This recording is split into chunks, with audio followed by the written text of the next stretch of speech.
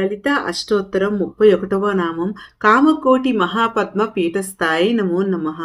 దీనికి ముందర మనం సదా పంచ దశాత్మైక్యై స్వరూపాయి నమో నమః, శశాంక శేఖర ప్రాణవల్లభాయి నమో నమః అని అమ్మవారి రూపం శివునికి ప్రీతి కలిగించేది అని చెప్పుకున్నాం.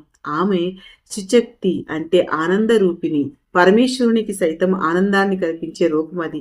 పరమేశ్వరుడికి ఎవరూ ఆనందం కల్పించనక్కర్లేదు, ఆమె సచ్చిదానందమూర్తి. అటువంటి స్వామికి కూడా ఆనందం కలిగిస్తుందంటే ఆ సచ్చిదానంద లక్షణమే అమ్మవారు. ఆ స్వరూపం ఎక్కడ కూర్చున్నదయ్యా అంటే కామకోటి పీఠం, అంటే కంచి పీఠానికి పేరు కామకోటి పీఠం. ఇది స్థాపించినటువంటి పీఠం కాదండి, అష్టాదశ శక్తి పీఠాల్లో ఒక పీఠం కంచి కామకోటి పీఠం.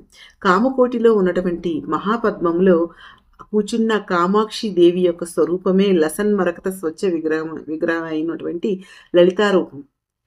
లలిత అష్టోత్తరంలో ఉన్నటువంటి నామాల్లో కంచ కామకోటి పీఠంలో కామాక్షి అమ్మవారి నామాలు అని స్పష్టమవుతుందండి.